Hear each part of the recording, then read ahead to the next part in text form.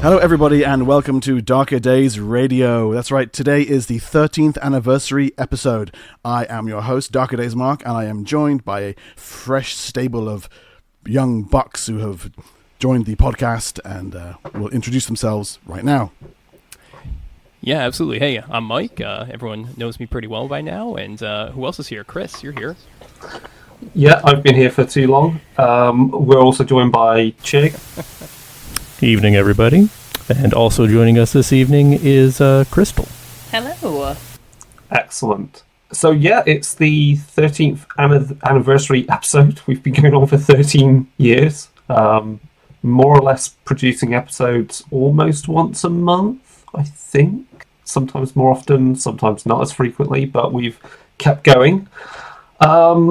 So this is just a chance to reflect on the last 13 years of this podcast and the fact that a lot has changed in 13 years in gaming, media, and what we do, I guess. Because Dark Days Radio has had, I guess, some positive impact on us in gaming.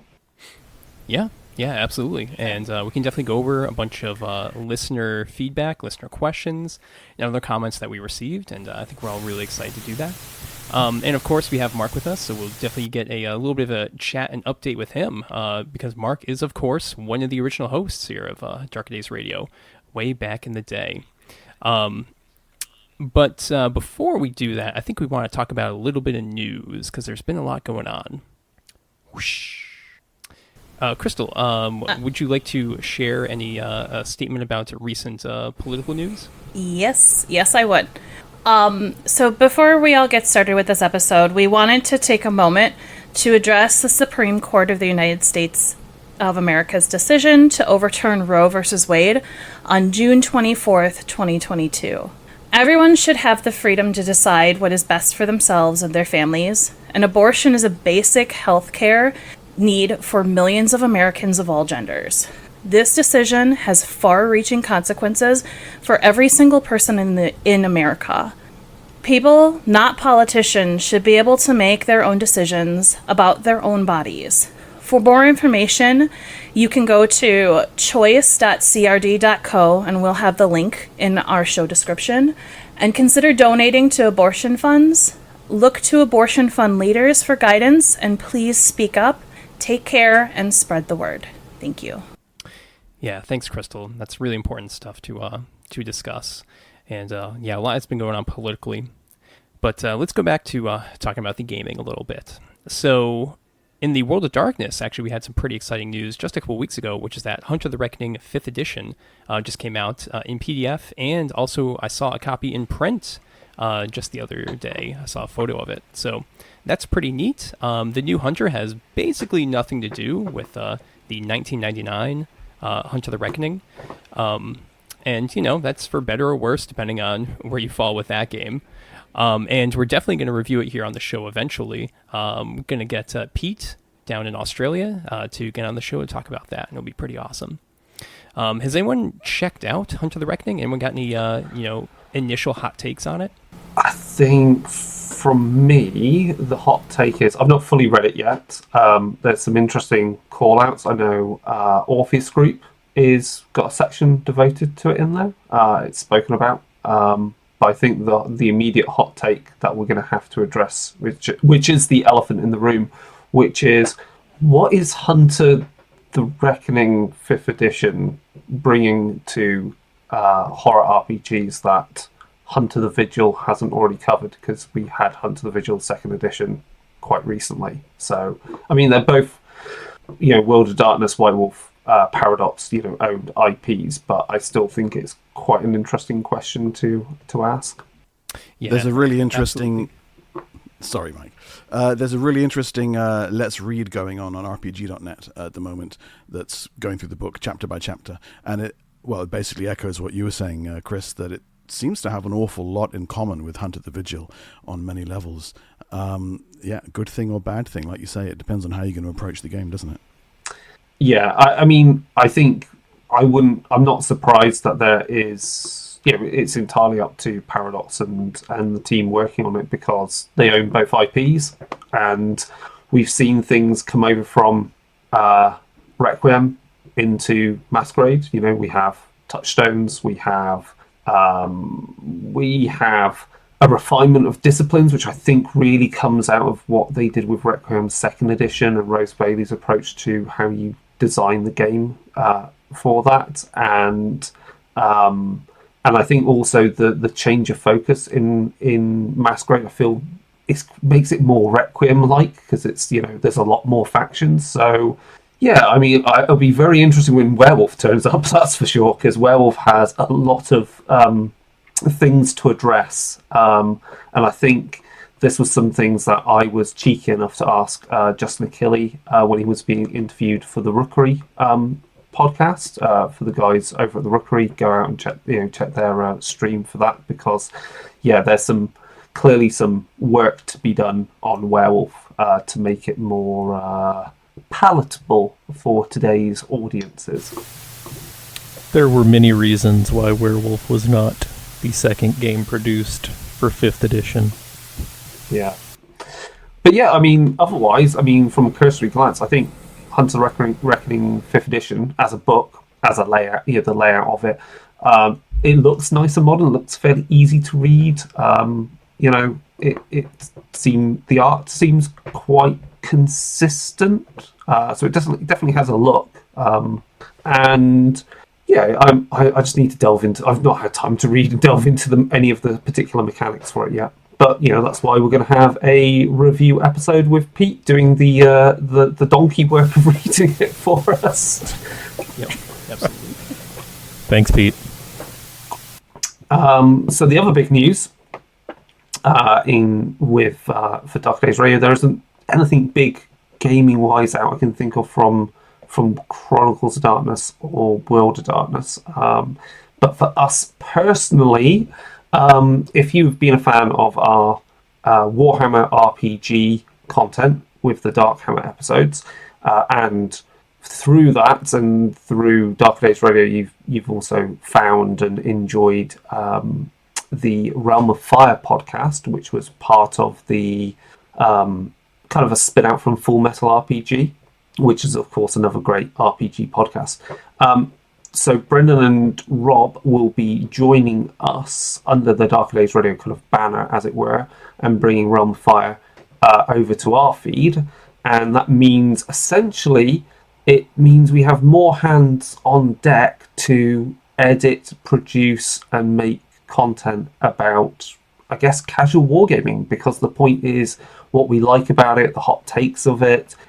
It's going to be mainly about Games Workshop wargames, but, you know, we're all long in the tooth wargamers. We've dabbled with other games, we've played different things, and so there's a lot to be said about how gaming has changed and how we want to enjoy it, because many of us are reaching, pushing 40 or more and don't have time to play massively long games with massively complicated rule books these days. So we're going to have more of that type of content, and I'm sure as the pandemic I'm not going to say ends, but somehow eases off, and I say that while cases increase in the UK, but I'm sure it will also mean there'll be we'll have some recordings from events, because I'm sure I'll team up with Rob and say and go to like Warhammer World and other similar events.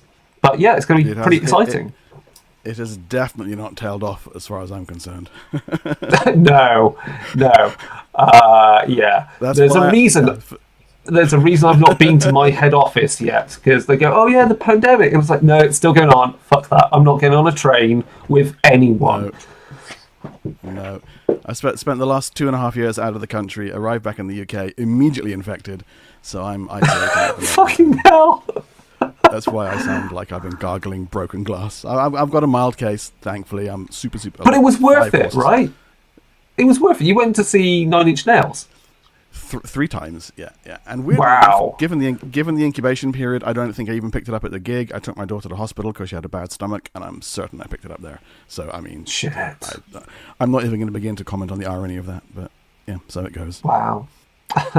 Was there any other gaming news that we've forgotten, or other important bits? I mean, can I Yes, go for it, Crystal. Yeah. Okay, cool. So our Kids Guide to Monster Hunting is finally out. It has been a very long thing that we've been working on. We've had a lot of stumbles along the way in developing this, and now it is finally out for both print on demand and PDF, and you can get it at DriveThruRPG. You can go to my social media. I have been linking it, and I'm going to continue to pump it up because it is something that I wrote a lot for and developed a lot for, along with Aloy Lasanta from Third Eye Games. So I am super happy about this. Yeah, Crystal, this is that cool PIP system supplement where you get to usually play as kids, but they can also, amongst other monster hunting, they can actually like plug in certain monster parts to them to get extra powers, right? Yep. There is definitely an aspect of consensual body horror going on within the game.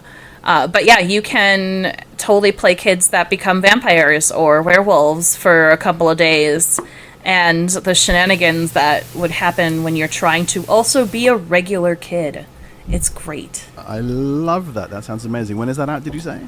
It's out now. You can get it on DriveThruRPG. Ooh, outstanding. That sounds super cool. Yeah.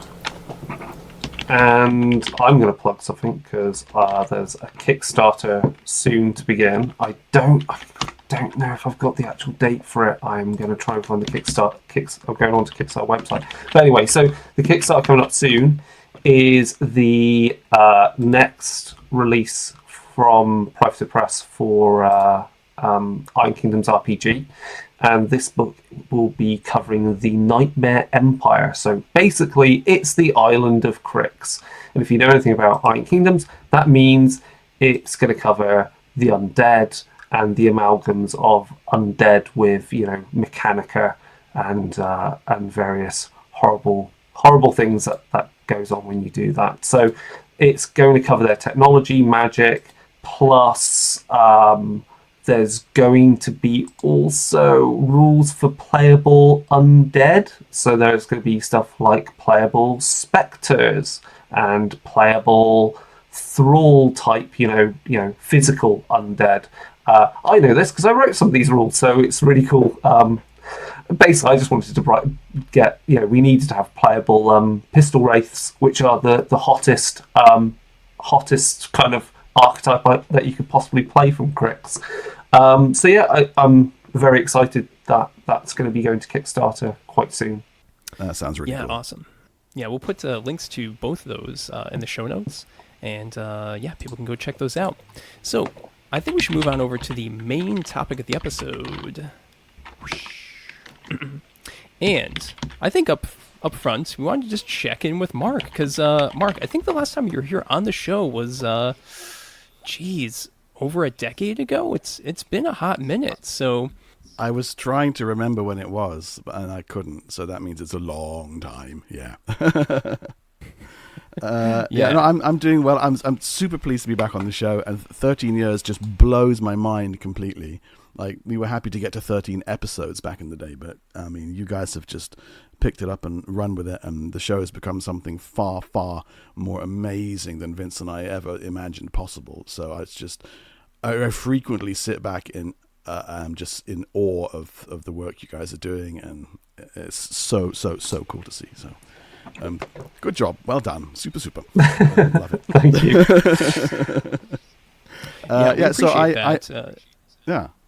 Well deserved. So yeah, like I mentioned a little minute ago, I've moved out of the UK. I live in Abu Dhabi now. I work as a session musician there in a local studio. That's nice. I've got a great little gaming group, which we hang out at our place and play Dungeons and Dragons and Vampire and what have you. It's really nice. Gaming wise, as people may remember, I left the Darker Days initially to join a MMO startup company called Forsaken Studios, and that worked really well for a couple of years. They didn't actually get their game off the ground. As anybody knows, most startups don't actually come to where they're supposed to be. gave me a nice little editing career, so that was good for me. The only other stuff I've been busy with in the public eye recently is a streaming channel called Lawful Stupid RPG. A friend of mine asked me to set it up with him. He's a huge Critical Role fan, so he wanted to be the next Critical Role, and of course, there's no chance ever of that happening. But we do have a small number of games that we run, and a great little community that's built around it. And so I'm basically running 2nd edition Dark Sun every Sunday with them, and that's lots of fun. Holy smokes, 2nd edition Dark Sun, that's awesome. That's a really hardcore way to play. Mark, have you mostly been playing D&D and Vampire you mentioned, or is your long-running Mage Chronicles still having sessions occasionally? Yeah, it is. We're trying to schedule the next arc of that. Actually, we just finished a technocracy characters in space thing that I've been wanting to do for like 25 years, and we're trying to get together a Ghost Hunters game. The new Ghost Hunters book that just came out, but we're split between. So the UAE and Israel and the Netherlands and the UK and the USA for my online games. So combining those 5 time zones together is just a complete freaking nightmare, and it's we're having a bit of trouble with that at the moment. And it being summer doesn't help much at all. But yeah, I started running a tabletop vampire game for my local group for 3 guys who never played World of Darkness. They never played Vampire. They knew nothing about it. And they started off, we had the fancy tablecloth and the candles and the atmospheric music, and they were kind of like, oh, this is kind of interesting. And then the next session, they all pitched up wearing cloaks. And then the next session after that, they had contact lenses and fake teeth in. And by the last session, they were in full costume. And one guy had got stage makeup to do his Nosferatu character. And it was just... So for those of us who've been into, Vampire and World of Darkness for a long time, we've all been through that initial phase of, oh my God, this is so cool. It's like the real world, but there's vampires, right? It was just great seeing these guys encounter that concept for the first time and seeing that sort of awakening of joy that comes with these games, seeing all that, their faces light up and them come to the realization that it's just like the real world, except there's undead monsters in it. And it was really, really enriching to see that it still holds that strength over people and still has that fascination. That was really special. Nice, awesome. Mark, were you doing 5th edition or were you using one of the older editions? V20. Yeah, Okay, I haven't played V5 yet actually, but no, V20. It was like a little, like four sessions. We actually went through character creation, and we hadn't decided where we were going to set it yet, and we just finished making up characters. And then one of the guys, as a joke, said, "Well, let's set it here in Khalifa City, which is like a suburb of Abu Dhabi." And we sat back and we thought, 50% of the time it's night here. Sun comes up at 6, goes down at 6, like clockwork. There's a huge transient population. Everything goes on indoors. Nobody ever goes outside. It's all tinted glass, and lots of people can go missing, unfortunately, in the real world. So that translates to a nice, a setting for vampires. And we realized actually that kind of part of the world would be a great place to be a vampire. And so we leaned really heavily into that, the class divides that you have there, and the combination of obscene wealth and awful poverty, and the impunity of certain sectors of the population. And it just made for some really compelling games. So that was something we leaned into quite strongly and found it very, very rewarding. And as well as being able to make our own little social commentaries on this strange society that we all find ourselves living in over there. That's quite fascinating, really. It almost requires a source book. Yeah, it'd be fantastic to explore that a bit more. Wow. Coming to Storyteller's Vault soon. Yeah. Well, I mean, in the UAE, only 10% of the population are actually Emiratis. 90% are expats from. There's like 100 and something nationalities there. So there's the vast majority of the country comes and goes every few years. There's no permanency, which of course for a vampire story that's just gold. That's really interesting material to work with. Right. Do we have any other questions for Mark about his time away, or shall we move on to our listener questions and comments? But actually, before we do that, I think really more important is, before we move on to that, and it mostly will work into some of these questions, I think in general, because like Mark, you said how the podcast has continued, yet also to your eyes from the outside has in some respects grown and done other things. Is there anything that you feel when you saw or heard like, oh, you're doing that now, you were like, that's pretty cool, or were quite like taken aback that we've moved into that kind of area of RPGs and gaming? Yeah, absolutely. Initially, of course, the focus was very, very tight on. To begin with, it was actually, I think the first few episodes were all classic World of Darkness, and then we started to introduce some new World of Darkness, or Chronicles of Darkness, as it became branded. But then, yes, seeing that you guys would step into, say, the Warhammer or various other war games, and then various other types of role-playing games. Initially, I thought, wow, that's a big gamble. Is that gonna continue to find an audience, or are people going to switch off because they're like, no, I only want it to be about vampires. I don't want to hear about Chaos Marines. But actually, yeah, it seems to have done wonders, because there's a focus there, or should I say, an expertise there that you guys can bring that's really helped the show. And of course, now podcasts and YouTube channels are massively proliferated. So you've managed to find a way to stand out, retain your audience, and grow it, and that's been really, really cool to see. Yeah, I think that was born out of. I think it's partly born out of the fact that there's a slight slowdown in stuff that comes out from World of Darkness and Chronicles of Darkness, just because of the way the IPs are handled, and I think we'll mostly say something about that with relation to one of the questions. Slight, yeah. But I think also it's just because I think it was also just to kind of free us creatively, because there's games like Cult or like the PIP system or so forth, where what we've learned talking about these games and reviewing them and running them is still translatable to many other games. I think it can only enrich your gaming experience. A breadth of experience has to be a good thing. Does anyone have any highlights of the last 13 years then of Darker Days Radio? I'm going to ask Chigg first. Well, I think we can all agree that the show really took off somewhere around episode 50, when a fresh-faced, bright-eyed young me was added as a host. Some of the highlights of the last 13 years for the show. Oh man, I've loved everything. I've loved all of it. I'm so glad that you guys asked me to be a part of it. Thank you. I was just a fan, and then I got invited on. It was great. I've enjoyed working with you guys. I've enjoyed being the Gen Con correspondent in the years that they had a Gen Con. I enjoyed meeting Crystal and Mike in person. Someday, Chris, I'm going to meet you in person. Yeah, someday. It'll happen. You've been warned. All of it. I can't pick my favorite.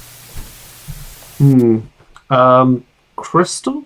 I mean, you've been on the podcast now for, God, how long? 2 years? I think so. No, wait. Is it 2 years? Is it 3? No, it's been at least 3. It's been at least 3, because I met Crystal at Gen Con before she actually joined the show, and I haven't been to Gen Con for the last 2 years, so it's been at least 3 years. Wow. Yeah, so at least 3. I would have to say that my favorite episode was the one where Mike actually interviewed me at PAX Unplugged before I ever joined. And well, it's because I actually had not heard of you guys. I wasn't into podcasts at the time, so I never really listened to any sort of podcasts or was into that scene or anything like that. And being interviewed by Mike kind of opened that up, and I was like, oh, this is really cool. I really like this. So thank you, Mike. Yeah, no problem. Yeah, it was a great, memorable episode. We had to, we were like sitting in just chairs in the hallway, just in like Yep. a dark part of the convention center, basically. But yeah, it was a good time. And we're talking all about vampire Chicago by Night, a little bit about Pip System. Yeah, that was a blast. So for the last 13 years, geez, there's been so much. One of the things I always come back to, which I really enjoy about Darker Days Radio, is kind of creating the community that we had on Shadow in Essence back in the day. Because a lot of us were on there, and we used to be typing away on that message board for hours on end. And yeah, exactly. It's still out there. It's still this like strange ghost. Is it? That exists, but it's kind of nice having that enthusiastic but friendly environment, and I hope that's what we bring to this podcast, which is just a total blast. Yeah. Let's think. What would be a highlight? I mean, again, I think an obvious highlight was World of Darkness Berlin, because it meant I got to meet Mike in person after like 13 years. And that was 13 years at the time of World of Darkness Berlin, which was 5 years ago. And that was great just to meet a lot of people finally in person, but who were behind the games that we're so enthusiastic about, and realise that underneath it all, they're enthusiastic about the games in kind of the same way and have some similar interest in things. And then I guess another highlight would be, I think one of my favourite things has been, and I think many of us can say that, is like how is mostly getting to share our enthusiasm for roleplay games and how we kind of approach them. Is when we get the opportunity to kind of like host kind of panels at particular in-person events. Because we've all done that now, pretty much, whether it's Gen Con or PAX or UK Games Expo or Dragon Meet. So, and that's always been pretty great. Just to get to chat to other people and really learn a bit more. There's so many different things. I still get people telling me that they bought Kingdom Death because of me, because I was because of the on tabletop videos that we did for that as well. So I guess we just got to be grateful that we've had a lot of good team ups over the past 13 years with whether it's other podcasts or streaming kind of channels or creators. That's very cool. For me, I think the highlights have to be, because you mentioned the community just now. I remember the initial bulletin board forums when it was WGPRN presents Darker Days Radio. That was kind of fun.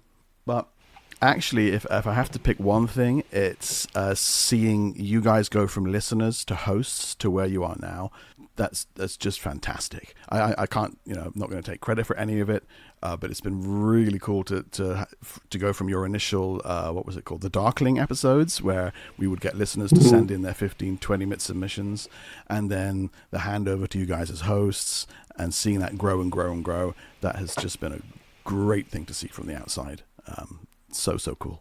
It's really fun, because when we've brought on, obviously bring Crystal onto the podcast, and I think that allowed us to gain a lot more insight and experience on the writing side of things, and that's allowed a number of us to also make that jump into writing. So it's I think that's the other thing. Internally, we have a nice little writing commune where we both share what we love doing, but also share when it's not going quite as well as we'd like, and can collectively commiserate about the joy of freelance writing. But that's what keeps us going.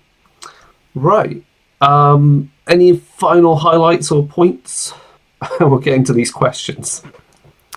No, I think that's all I've got. But let's go into the listener questions, and we've got quite a few of them. So I think I'm going to read through them, kind of pose the questions, just to make sure that we get through all of these. So coming up with the first question from Senile Philosophy: how has the podcast affected the way you run games? Positively. Positively. What? Yeah. I think it has made a strong positive impact on the way that I run games. I used to be, I know this is going to come as a shock to some of you, I used to be very quiet, sit in the back, listen, and go on my turn kind of player. But since starting to listen to the podcast, I've become much more outgoing at the table, and I think it's made me a better player and a better storyteller, game master, whatever you want to call it. That's pretty cool. Chigg runs some really cool games. I played in this Fallout game. We were talking about, what was it, your Masks game? That thing sounded awesome. So, it's so much fun. Been, doing some great stuff lately. How about you, Mike? Go on, Mike. So, yeah. So, this might be a shock to people, but before Darker Days Radio came out, I did not like Chronicles of Darkness that much. My main complaint was that Vampire the Requiem was too similar to Vampire the Masquerade. And, it wasn't until I started listening to the show and heard Mark talk about how he mixed and matched Mage the Ascension and Mage the Awakening that it kind of, clicked. And I was like, oh man, they have been printing more Vampire for me the last 5 years. This is awesome. And that really sparked a renewed interest in World of Darkness and obviously Chronicles of Darkness as well, which I've definitely carried forward to this day. That's actually that's pretty much exactly what I was going to say. There's a lot of I'm unashamedly a classic World of Darkness storyteller. I love it, and many of the new World of Darkness stuff I might not have looked at if it weren't for the fact that I had to review it for the show, and then discovered that this is amazing. This stuff is amazingly creative. It's the shackles are off. The creativity is the kind of creative constraints are gone. There's a whole new set of settings to work with, and exactly like you say, these are things that you're able to fold back into your own games really quite easily. So that was a massive eye opener for me. Also, for me, in some cases, the stream flowed the other way. In that there would be we'd have show notes and then we'd run out of time, or I hadn't finished them, or Vince hadn't finished them, and I was like, what are we going to do for this section? And I just lift something out of one of my own games and make a section in the show about that, and then get feedback from listeners, which would then feed back into the game that I was running. So there was a really nice creative loop going on there, which goes back to what we were saying about the community. It definitely becomes a two-way street. It's very, very cool. Mm. I would say what's affected from how the podcast has affected the way I run games is most probably when we've run games, when we've recorded games. It's most probably influenced both how you articulate to your players the rules to make sure everyone understands what's going on. Because obviously, if we're doing it for an audience, you want to get that across, and that obviously eases gameplay. And then the other crucial thing is it definitely affected pacing of games and that I think had a positive impact about thinking about also how to design scenarios for demo events, and then in turn turning those into pieces of work on the Storyteller Vault. So it just makes you think about stuff and also think, do you really need to delve into that? Is that really important for the game, or is that just you as the GM, kind of chewing the scenery, as it were, and being a bit self-absorbed? Nice, interesting. And Crystal, how about yourself? Any changes from the podcast? So I actually think the podcast helped me see other games that might not have been on my radar to play, or even that I knew about, such as Lasers and Feelings. That was awesome, getting to play that with you guys, even if we never streamed it. The Star Trek game that went full Babylon 5. Oh my gosh, it was so evil. But I do also appreciate that you guys come from a different perspective than where I'm coming from when it comes to games, and being able to explain Warhammer to me in a way that makes me really want to play it and actually love the setting and stuff like that, whereas any other time anyone's tried to explain it to me, it's gotten super overwhelming and I'm like, nope, I'm good. Yeah, because it is super overwhelming if you go at it the wrong way. Excellent. Right, so the next question. Yeah, so Nobleman Nick asks, is there a defunct game line that you'd love to see get a second lease on life? And I'll just answer this real quick. I got two answers, actually. Engel, I think, is a really cool game. Interesting D20 game that apparently in the German version uses tarot cards instead of the D20 system, so I'd love to see that. It has a cool kind of apocalyptic setting. And then also, someone should probably fix Cthulhu Tech because it had sick artwork and was really cool. But it's ultimately not very playable, and there's a reason why we talk about it but never bother to really review it here on the podcast. I'm trying to think of another one. There's another game that's what was it called? What's the one where it's kind of like Mummy, but it was a Chaosium game. Sorry, what's that? Not the one that I thought of. Not Immortal. What was it?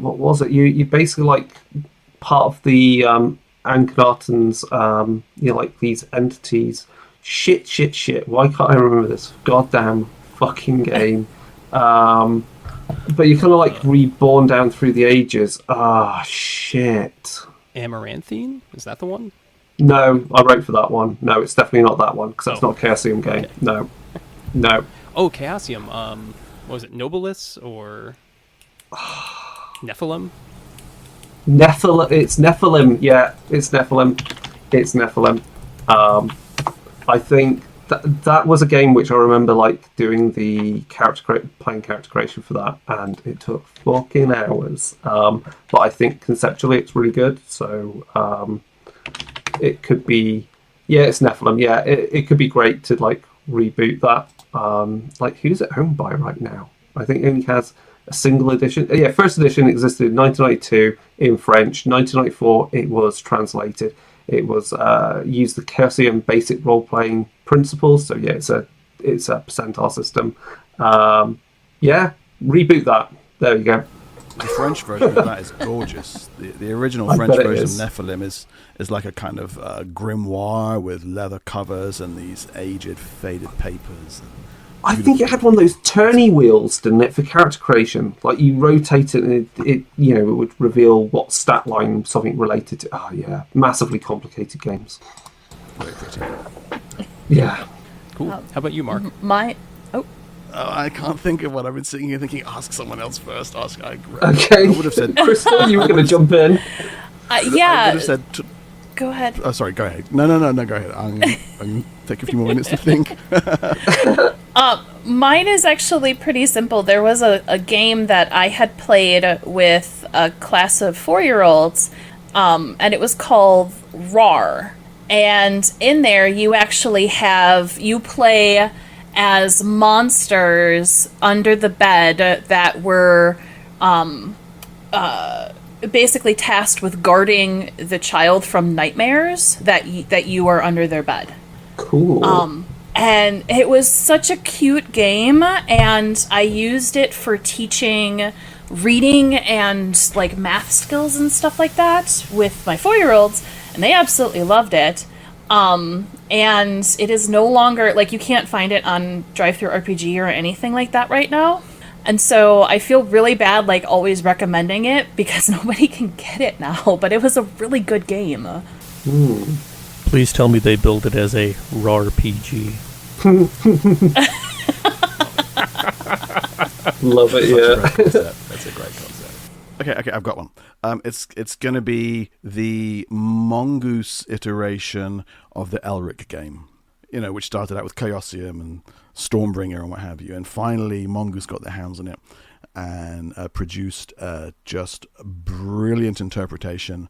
And I'm a huge Moorcock fan from back in the day, and they really went in and had a good look at what is this game actually about, what are the stories actually about, and let's make the game around that.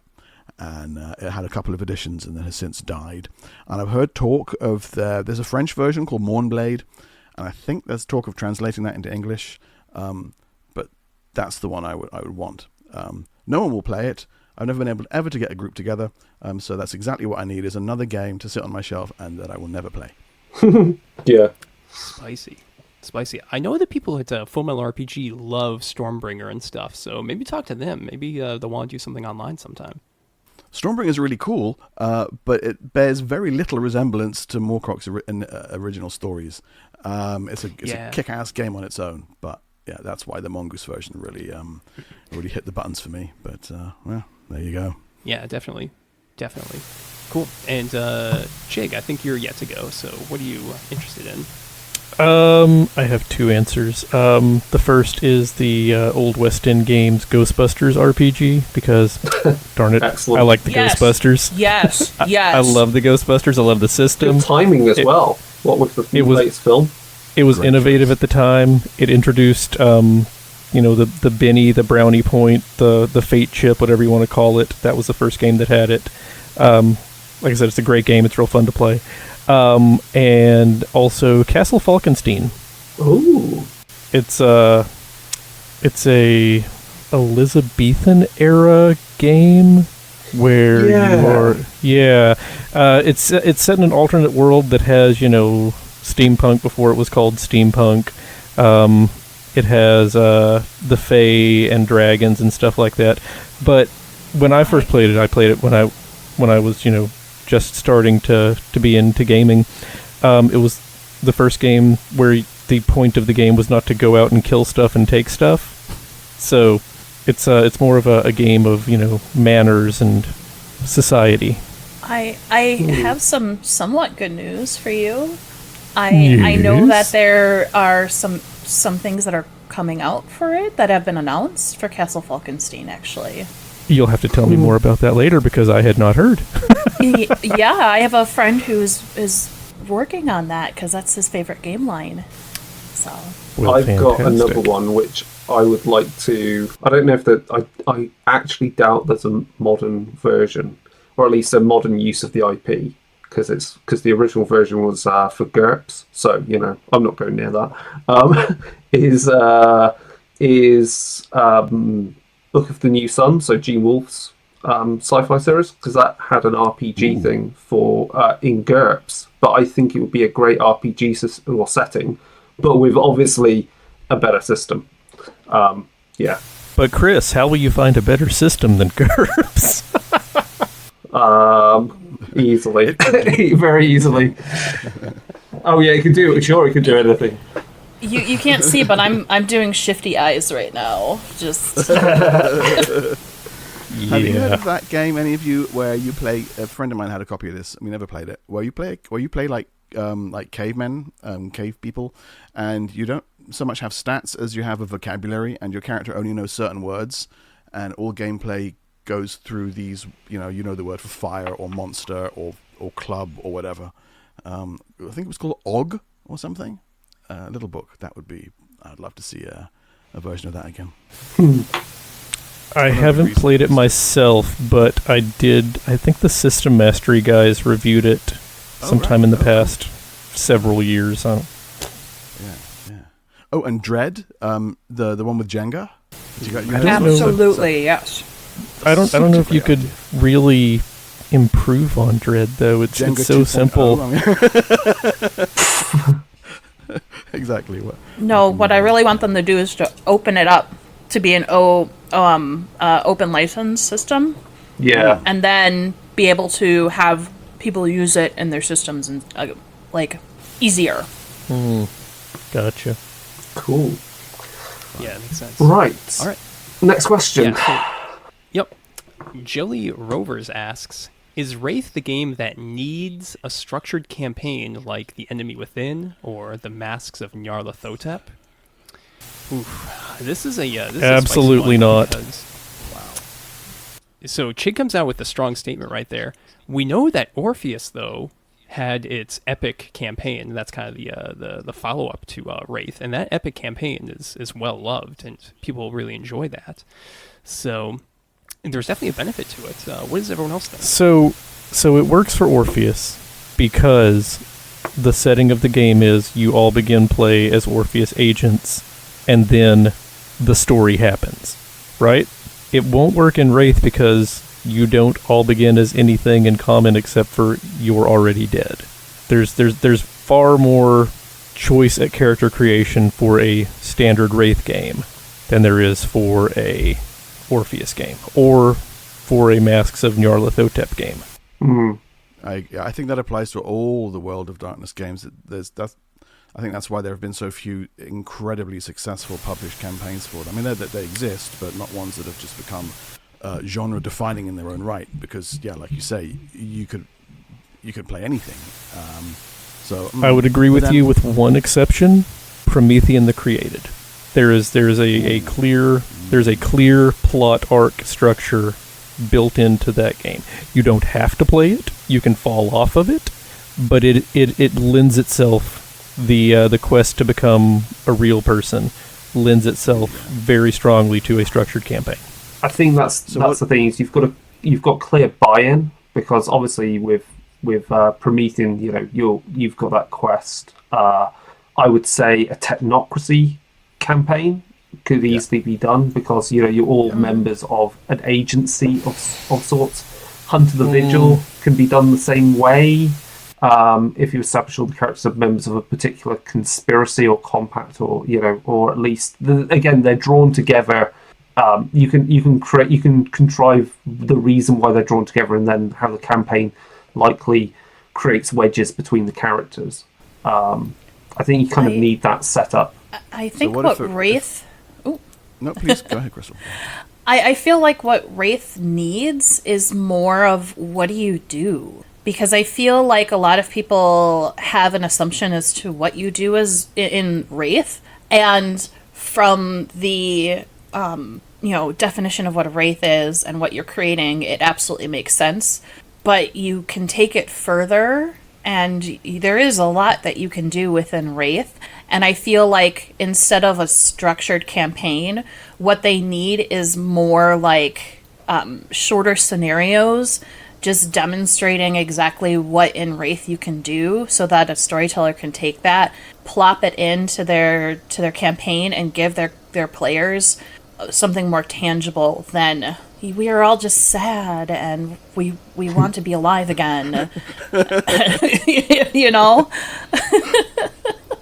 But so what if you took a leaf out of Orpheus's book, and given that we're imagining a published campaign, a big glossy hardback or whatever, and you put those restrictions in from the get-go. So the concept is you have all died in a particular disaster, an airliner crash, or a ship has sunk, or something more unpleasant, or you have two or three of these possibilities. So you start the campaign with all the characters having a common bond, and they will perhaps all share the same death mark, or perhaps they have death marks that don't correspond to anything.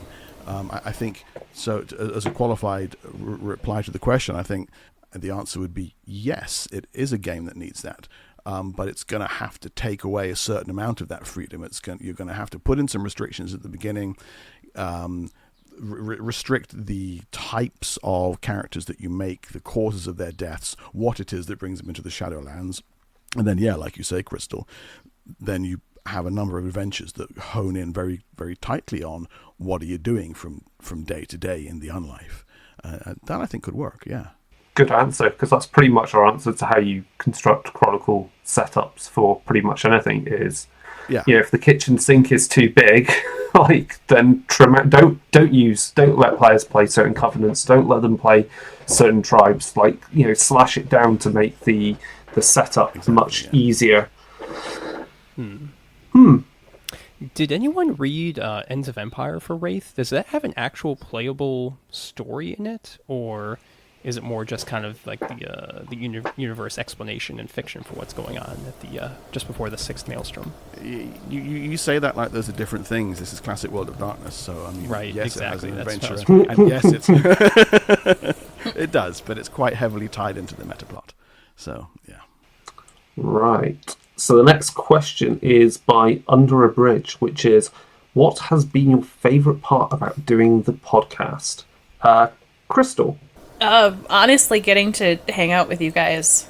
I look forward to being able to see people in person again. hanging out with people. I look forward to recording with everybody, playing games and stuff like that. Like, yeah, the people all in this group that we've formed are just awesome.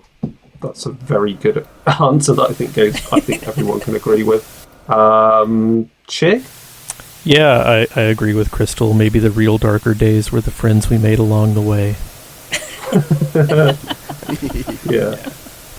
Yeah, absolutely. I feel like we kind of answered this question a little bit before. Yeah. So sorry, Underbridge, kind of stole your question before. So I'll just harken back to the community thing, just being awesome and cool people like Underbridge. I'll also say that from doing the other thing I will say, there's a lot of like skills I feel that we've learned from this, which have like I feel have translated into like my day job and stuff. So podcasting has been quite useful in that sense. Right, the next question then. Benosuke, I'm going to say, because it looks like it's meant to be pronounced that way. What do you think the future of Chronicles of Darkness will be, and how can we save it? Well, that's a loaded question. That's suggesting we need to save it. Buy the products, review them on whatever sites you buy them on. Talk about them, run them at conventions.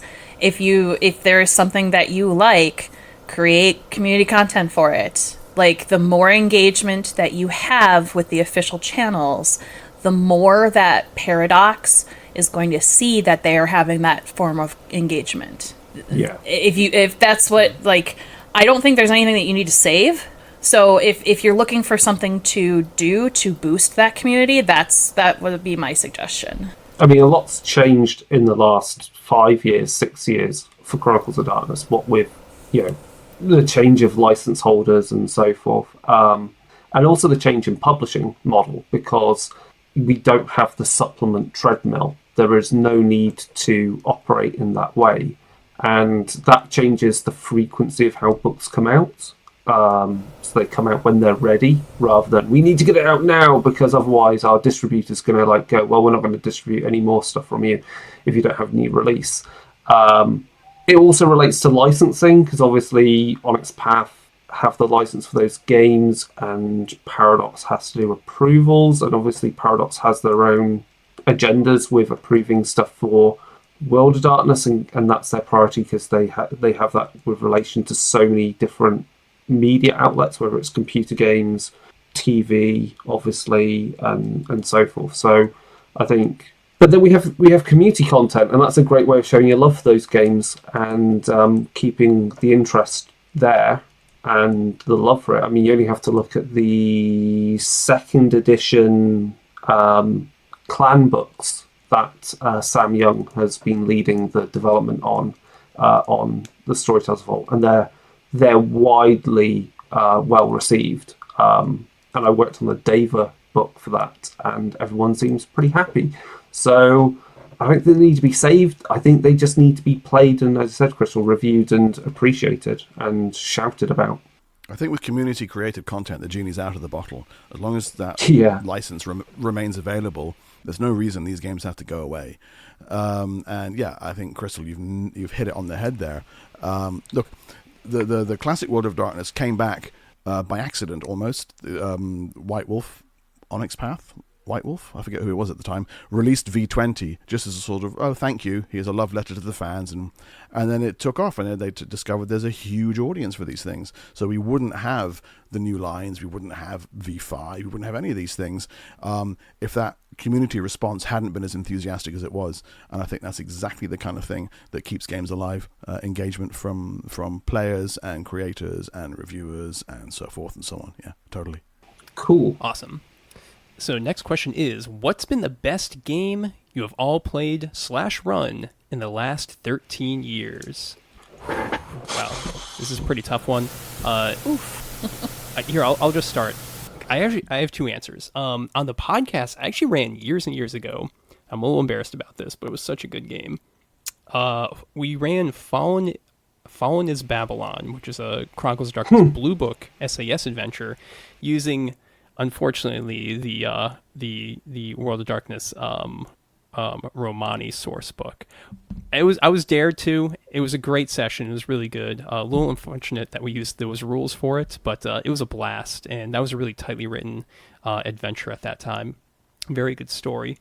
And then more recently, I was at PAX Unplugged just last year and ran a really great V5 session for some people that just... It was supposed to be a 4-hour long game, but they came in and just said, like, hey, we got other stuff to do. Can we just do like a 2-hour kind of demo adventure? And I ran it really kind of just off the cuff and didn't even explain disciplines. We were just kind of explained the basics of them, but didn't use the actual powers. So like, oh, you want like mind control? Yeah, use dominate, that sort of thing. But just the loosey-goosey roll with the rules was really awesome. There's one part where the players actually got up and were basically LARPing, torturing my NPC as I was sitting in a chair. So that was very memorable and very good. Love it. That's funny. What about you, Mark? Okay, so I when I saw the question, I was going to mention that vampire game that I just ran for my my home group, but I've already talked about that. That was just a joy to see. So I'm going to go with the Technocracy in Space game. We've been planning this for a long time, and it just draws. We drew on things from the first edition Book of Madness from back in 1993, 1994, and all these weird little nuggets of obscure World of Darkness lore. And we ran it for, it was a short arc, like half a dozen, 6-7 sessions, and it just clicked. It just delivered really well. And we were kind of looping around in the timeline, so the characters ended up becoming the progenitors of Threat Null without realizing it, and then took off in their Nefandi spaceship to become Nefandic space pirates. And they were like super pleased about this, and I'm like, well, your characters were corrupted by the worm now. And they're like, yeah, we got a spaceship, off we go, wee. Okay, fine, if you're happy with that, then okay. Yeah, it just, and we sort of had all the tropes. So you had like scenes from Aliens where you're running through spaceship corridors shooting at horrible monsters, and deep cosmic horror and mimetic thought viruses, whereas once you know about it, you are infected, so you can't uninfect yourself without reaming your own brain. It just worked out really nicely, and seeing that finally come to pay off after we've been dropping the seeds throughout our mage game for a couple of decades was very, very special. Very nice. I'm gonna pick the session the one shot of what was it called? What's it called? It was the Wrath and Glory session that I ran that had Fiona, Rob, and Crystal. You played in that one as well, didn't you? Yeah, I did. Who was the other player? Oh, it was Rob's friend, and it was just it was both completely hilarious and also just absolutely horrific, because it just drove home the absolute satire of Warhammer 40,000. It felt like it kind of had an element of Blackadder to it, in a sense, with the kind of dark kind of humor that was underlying it all. But it was just a really good session and really fun. I think that's one of the fun ones to play. Actually, I'll also say the other one I did was I think it was Fiona's first introduction to Warhammer Fantasy Roleplay, and I ran for her podcast, and it was a scenario that no one died. There was absolutely zero combat in it, and there was nothing supernatural. The horror was... What was the horror? The horror was just people being horrible to each other. Awesome. Any other top games from the past 13 years? So one of my favorite games that is also going to be an answer for the next question is Cavaliers from Mars. Every time that I've run it and every time that I've played it, it has been one of the most amazing role-playing games that I've ever played. So the last time I played it, I was on the Onyx Path channel, and we were playing... I was playing with a group from Australia, so it was like 1 a.m. my time when we started. But I had so much fun actually being a player in that, and I've run it a couple times for conventions and on streams, and the setting is just so awesome, and the mechanics all fit so well with it. So yeah. Yeah, Rose Bailey is just a gaming genius. She does really awesome stuff. And Chigg, how about yourself? I really enjoyed playing Klaus for our Warhammer Fantasy game. Nice. Off the show, the favorite thing that I've run, favorite thing that I've run or played in is always whatever I'm currently running or playing in. So it's my Masks game right now. Awesome. Great to hear. Yeah. So the next question is, what is your favorite non-horror system? Oh, also, this and the previous question are also from Benosuke. Okay, great. Non-horror system. I can talk about mine on that one? What you guys want to think. So, Cavaliers of Mars, it uses a graduating dice system, which means that you start with a D6, and then as you get better in things, you add a D8, and then a D10, and a D12. You roll all of those together, and then you total up the top 2 dice, and that's your score for whatever you're doing. And you can get bonuses by using the environment around you.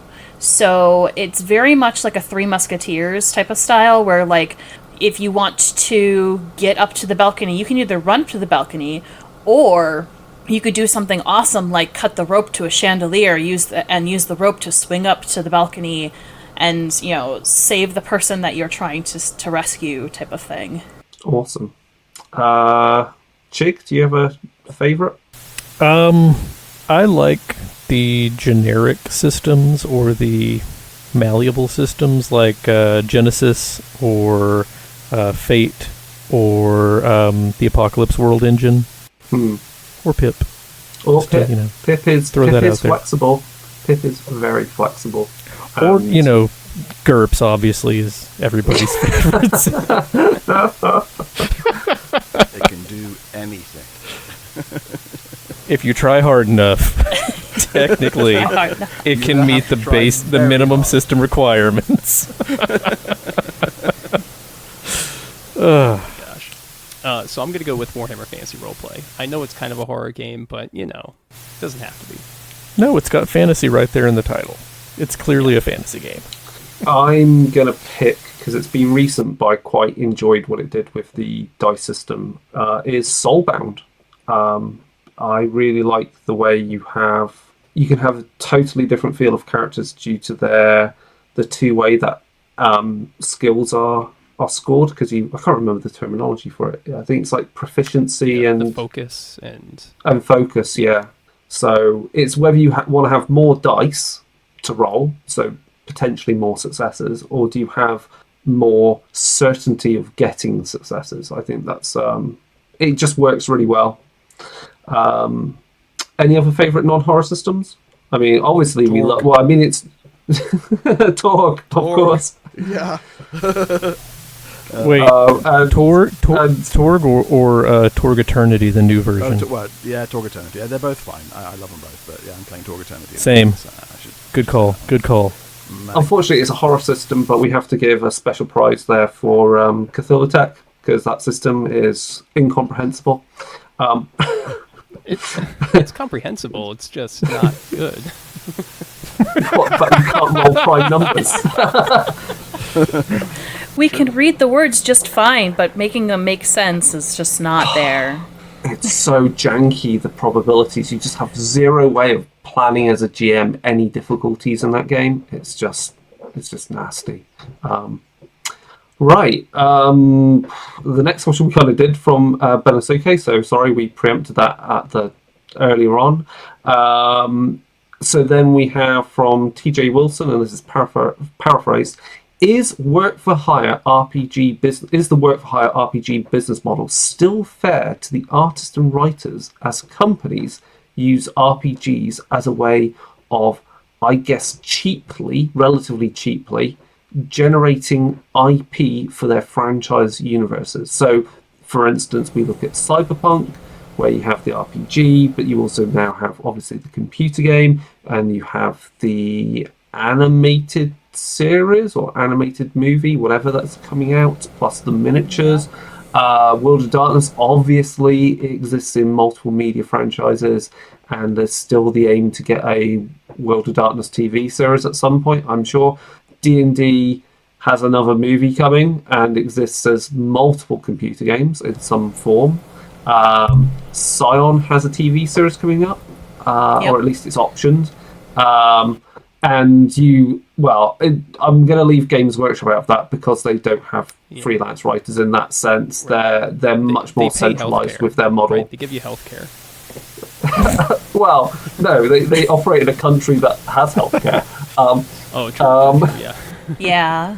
But they do pay out share bonuses to their staff over the last few years. So I guess they get a tick on that, even though the salary. Well, I'm not going to comment on that. I've got vested interests, obviously, so I'll move away from comments about wages in the UK.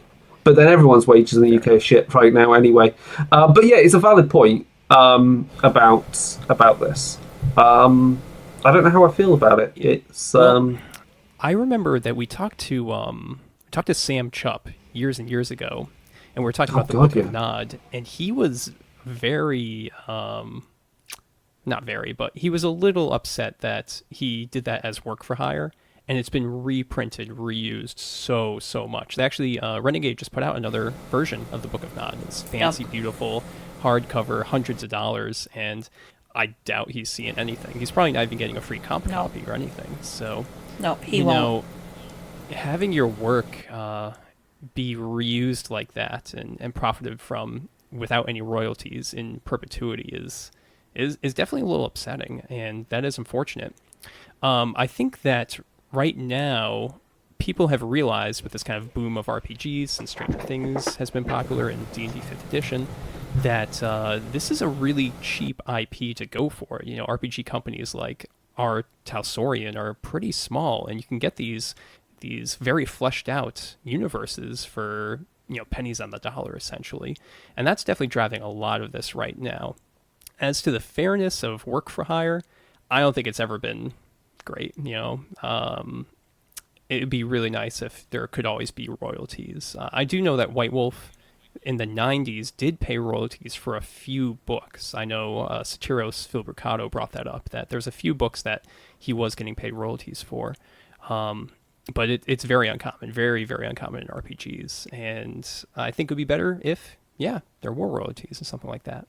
Satiros is a great example, actually, for someone who was instrumental in building the mage setting, and then can't afford to fix his car in the last couple of years when it breaks down. I think it's awful. Legally fine, you've signed a contract and capitalism, blah blah blah. But fair, fuck no. And when our questioner says, "Is the business model still fair?" Yeah, I agree. When was it ever? I think it's inherently unfair. What strength the word fair has in the market, I have no idea. It's not something I have to encounter as a consumer. But I think it's you can just look at the cinematic universe now, where they did pay some of the creators a small amount, and by small I mean I want to say it was like $5,000 or something each, which compared to what those films bring in it's laughably small. So yeah, that's catering for up to 3 days on set, sir. Right. These people did invent these things and continue to invent these things and do dream them up. And whether it's happening under contract or not, no, it doesn't make it fair. Not at all. Right. I think that's a solid stance for us all to have on it. I mean, this also gets into the whole thing of just compensating writers appropriately, and balancing that against people that think RPG books should be cheap. And if you compare similar sized books in the sciences, for instance, RPG books would cost double the amount if you were going by that measure, by that metric. It's going to have a reckoning at some point, of course. I mean, on the other hand, with print on demand and digital, I guess writers can get their stuff out to a wide audience without relying on companies so much. So there's definitely opportunities there. Right. I guess we move on to the next thing, and then we can wrap up. The top secret frequencies. We asked you what were your top secret frequencies, and these are in no particular order. And one of some of these I can't remember. I didn't go back to look them up, so I will start. And Mike, I guess you can fill me in on briefly what they covered. Skull Cult of Naples. What was that one? Classic. Yeah, Mark did this one ages ago. Basically, there was like some catacombs outside of Naples, and the locals would go there to talk to the skulls of their ancestors and like ask for the lottery numbers, ask if like a marriage would be good. Maybe they would, make love in front of them. People got into weird stuff back then, and it was definitely ripe for ideas for the World of Darkness and other horror games. I think also those tunnels were used as shelter during World War II, I believe. Might have been. I'm sure I've watched a show recently in relation to that. Okay, cool. I'm looking for the show notes right now on that in my phone. I can't find it anywhere. Damn it! Sorry. God. Lost to the digital ether there. Yeah, the episodes are there though, so we can link some of these in the show notes. Actually, that'd be fun. I can link the old episodes. Then there's the classic, which is the radio markers number stations. So this is the radio broadcasts from unknown stations, and they're producing just random, what seemingly random or not random bursts that translate into a series of numbers or signals. So do they also have voices on them as well? I can't remember.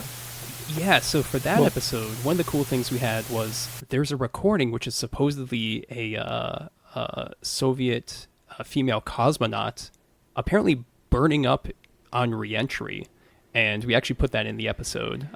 This is supposed. We don't know if it's actually real. It probably isn't, but there's some really spooky sounds on that one. Yeah. Robert the Doll is the classic, because Robert Doll is sinister as fuck. Don't be rude. Don't be rude about him. He can hear you. Well, he has Robert a sinister aura apparently. Don't worry, I've not been. Robert, we don't mean it. We're just we're. It's only if you do it in his presence. But yeah, Robert the Doll has featured in a lot of stuff recently. I think the Ghost Adventures crew. I can't remember if they've had him be. They've definitely been in the presence of it. I don't know if they put it in the presence of the other notorious doll, Annabelle. I've got a feeling there's something weird they've done there. And there's a film. Do you want to get the spawn of Chucky? Because that's how you get the spawn of Chucky. There's a film recently that is called Robert or something, which again features the doll. Crappy horror films just love scary dolls. Sorry. Yeah. I mean, this is the doll that if you're in the... Oh, go on. She watches BuzzFeed Unsolved, is it, I think? Right.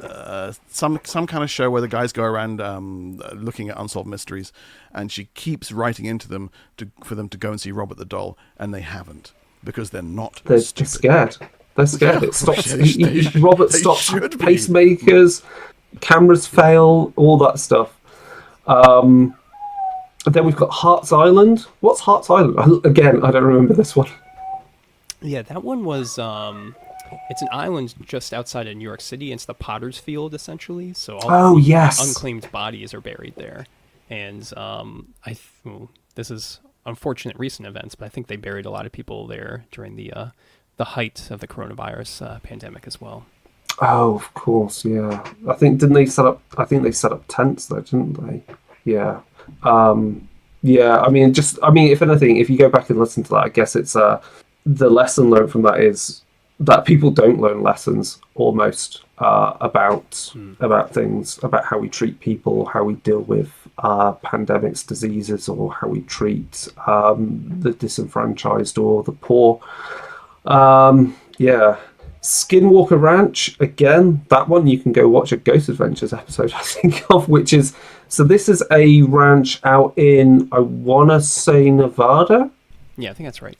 Yeah, and this is a place that has a lot of spooky stuff going on, like whether it's aliens or is it spirits related to indigenous people or other horrific things that have happened history in the United States. Apparently, there's also a TV series with it. Oh, yes, there is. It's a bit like that one where they keep digging on that fucking island trying to look for treasure. Oh, God, They just seem to make a series that goes on and on and on and on. You're like, okay, it's episode 12, and you're looking at this the smidgen of, like, what apparently is evidence, and yet they commission another series because it's cheap, because everything has to be reality TV. Yeah, okay. And then top episodes. We have here. We've got. Was it who put the Ghost of Sanitas episode up as their top episode? Was that Nick? Yeah, that was Nick. Yep. Yep. So that was the first episode he ever watched. That was our Geist the Sanitas setting review. That was a pretty good episode. There's also the Alien the Hidden April Fool's episode. Yeah. Fantastic. Do we have any other favourite personal episodes? I'm just shocked that Alien the Hidden was anybody's favorite episode. I can tell you why, Chig. I'm very proud of it. Don't get me wrong. Shocked. So I pride myself on like knowing a lot of the history of World of Darkness, like not just the in game, but also like the out of game, like the actual real life stuff. Mm-hmm. And I was totally like, yeah, this actually sounds like this could be legit.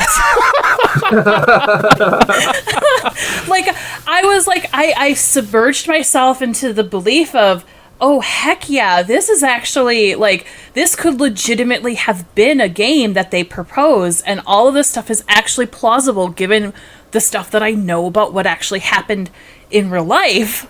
I'm like, yeah, this is totally plausible. Absolutely.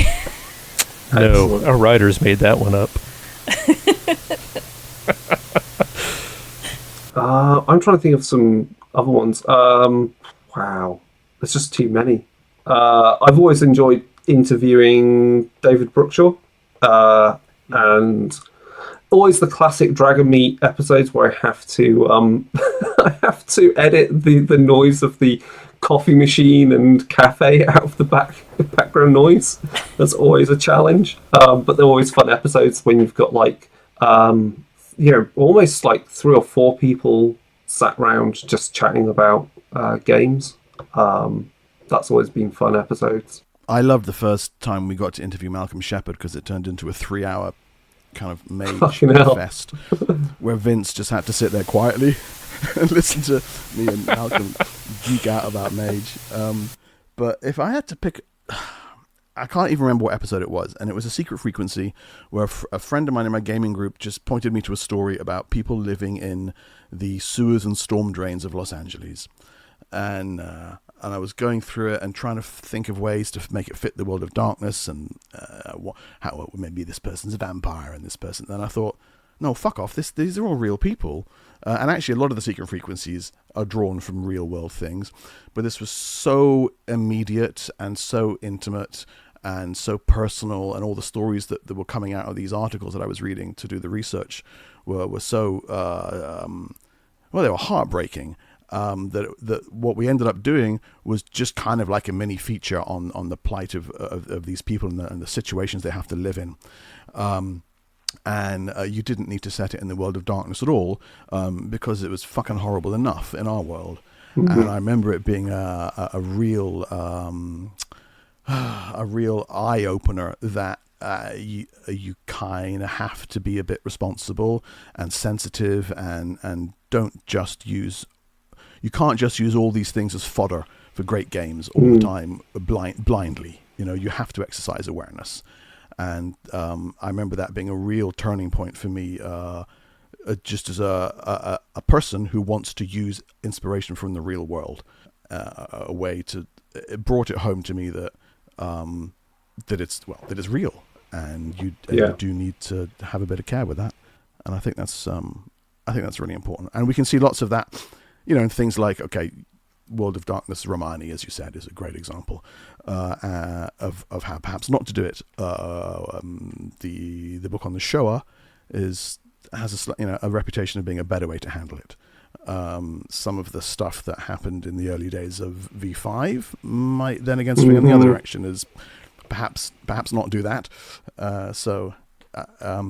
Yeah, these are things that I think it's always worth keeping in mind when you're playing with the real world in the way that we do. Yeah.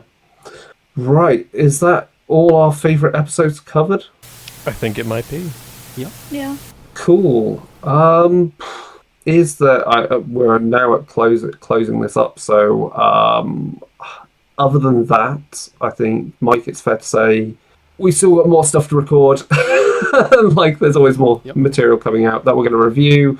The fact we've got the guys from Realm of Fire joining Dark Days Radio, it's great because I'm sure people like Rob, people like Brendan have insight onto horror RPGs and roleplay games. So there's going to be some good content in general. So things will go both ways for all the different shows. Yeah, unfortunately, it's two more white guys on the podcast, but we will try and address that with we try to address the diversity. At least I feel like we hope to do that with the hosts we've had, not hosts, with the guests that we have on, which is more important because they're the people making games and getting their voice out there and getting their view of the world represented through the games that they make. And any other final comments from anyone? Again, thank you to Mark for turning up when you feel ill to record this. Thank you so much for having me on the show. Hopefully I just sound kind of sultry and sexy and not like a disgusting snot monster, which I actually am. It's been super cool to be on the show with you guys. Lovely to meet you as well, Crystal, virtually at least. Yeah, same. Yeah, I guess I'll see you in another 13 years, I suppose. Yeah. Okay, all right. Great. Anyone else want to chime in with any final thoughts? No, I'm good. Nope. I think we covered. We're all good. We got stuff to do, that's why. Fine. With that said then, you can obviously get in contact with Dark Days Radio by emailing us at darkdaysradio@gmail.com. You can find us on Facebook. You can find us on Instagram and Twitter at Dark Days Radio. You can find our streamed games and streamed episodes of Signal Black on YouTube. You can obviously watch us live on YouTube when we do stream and we're recording Signal Black or our streamed games. And of course, you can head over to our Discord to converse, chat with other people that enjoy these games and share interesting things like secret frequency files type content that you find. If you go over to the Storyteller's Vault, of course, you can find the variety of things that we've produced collectively together there, which includes all the V5 scenarios and secret frequency files and other books like that. And all of the links that we've just spoken about, you will find in the show notes that goes with this episode. And of course, you can listen to this on all your normal streaming places like iTunes, Spotify. I think you can find it on Google and Amazon. I can't remember. But, it's the same deal. But that's everything, I think. Yep, it definitely is. Thank you, everyone, for being here for this very special episode. Really appreciate it, especially Mark. It's always an honor. And, here's to another 13 years. And thank you, of course, to the listeners, because we wouldn't be here if, you guys weren't interacting with us and giving us, tips, coming onto the Discord, giving us your opinions, your hot takes, and that kind of stuff. So we really appreciate that. So I guess to the listeners out there, take it easy and have a good night.